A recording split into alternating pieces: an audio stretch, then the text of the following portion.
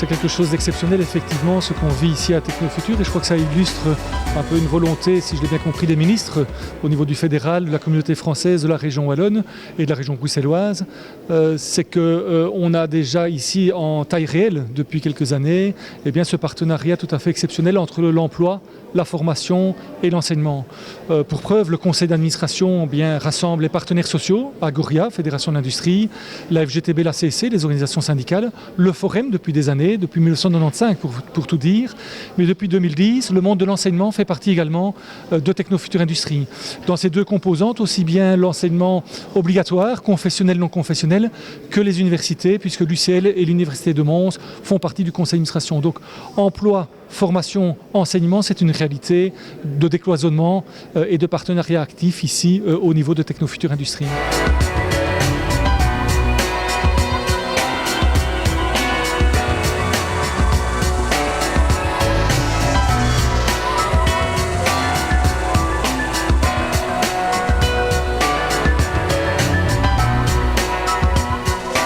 C'était un grand rendez-vous de l'emploi. Est-ce que vous en êtes content ? Absolument, parce qu'ici c'est l'articulation de les différentes compétences. L'emploi au niveau fédéral, avec toutes les aides qui existent, toute la nouvelle dynamique que Mme Milquet a générée, notamment pour favoriser des stages en entreprise. De l'autre, le monde de l'éducation, avec la communauté française Mme Simonet, de quoi organiser la reconnaissance des compétences, que ce soit en plein exercice ou en formation professionnelle. Et enfin, avec mon collègue Benoît Serex, la mobilisation au niveau régional des outils de formation professionnelle, de l'insertion en entreprise. Et ce que nous voulons aujourd'hui, c'est rappeler cette mobilisation pour l'emploi à travers la formation. On le sait très bien aujourd'hui en Wallonie, on a besoin de demandeurs d'emploi extrêmement qualifiés. Alors pour ce faire, nous mettons sur pied un référent unique. Lorsque vous franchissez la porte du Forum, eh bien, le demandeur d'emploi sera systématiquement et toujours confronté à la même personne qui connaîtra son dossier, sa volonté de retrouver du travail, son implication dans les stages ou encore sa recherche de formation professionnelle. 2, les essais métiers. Vous hésitez, vous ne savez pas choisir quel métier, vous savez qu'il y a des métiers en pénurie, l'occasion pendant 3 semaines d'être confronté à 3 ou 4 métiers et de faire finalement le choix en toute connaissance de cause. 3e élément, l'alternance. On voit bien aujourd'hui combien la formation en entreprise est probablement la meilleure voie pour l'emploi parce que l'entreprise, eh bien, elle fait du cousu humain avec le travailleur et celui-ci est dans un véritable lieu de travail, il est donc motivé et il sait qu'au terme de ce stage, il a toutes les chances de trouver du travail.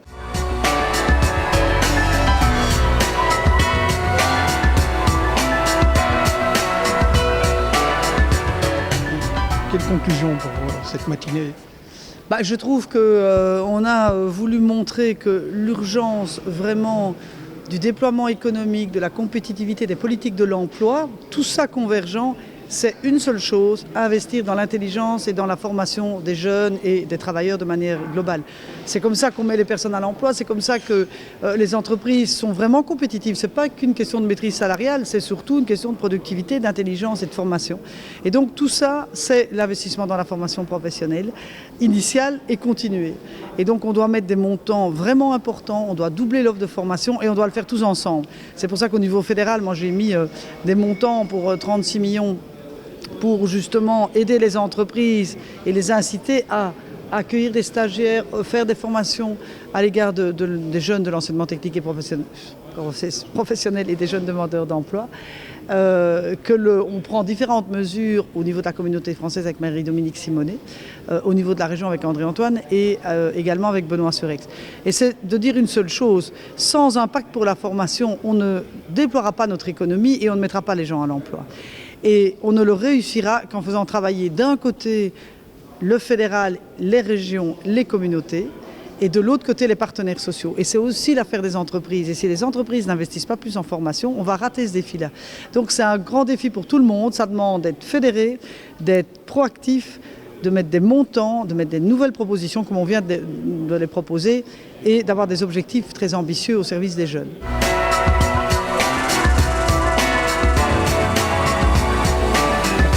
C'est un des piliers, un des moteurs de la région de Charleroi. Alors comment vous inscrivez-vous, vous, Caterpillar, dans cette initiative ? Il faut savoir que, première chose, pendant la crise, nous avons, en collaboration avec le Forum, utilisé, je dirais, la possibilité de donner de la formation aux gens qui étaient au chômage économique. Alors, on a 80 de nos travailleurs qui sont actuellement en formation pendant le chômage économique et qui apprennent un métier qui va évidemment leur servir à eux puisqu'ils développent de nouvelles compétences et qui pourrait être intéressant pour nous aussi parce qu'ils développent ces compétences dans des métiers qui sont dits critiques et quelque part en pénurie. Donc voilà un type d'initiative où je pense qu'on a fait un bon partenariat entre notamment le Forum et l'entreprise. Maintenant, toutes les autres mesures, là également on s'inscrit pleinement dans ce genre d'initiative. Un autre exemple auquel nous tenons beaucoup, c'est les filières en alternance. Alors pourquoi on tient à ce genre de filière ? Parce que aujourd'hui la qualité de l'enseignement en Belgique est quand même encore très bonne malgré tout. Mais il y a quelques manques et notamment les étudiants qui viennent chez nous ont une trop faible connaissance du monde de l'industrie. Alors ça joue sur deux tableaux. D'abord, ça crée un manque d'attractivité de l'industrie. Comme il y a une méconnaissance, les gens sont un peu effrayés, donc on a une désaffectation de ces filières techniques. Donc on manque un peu, notre vivier s'épuise.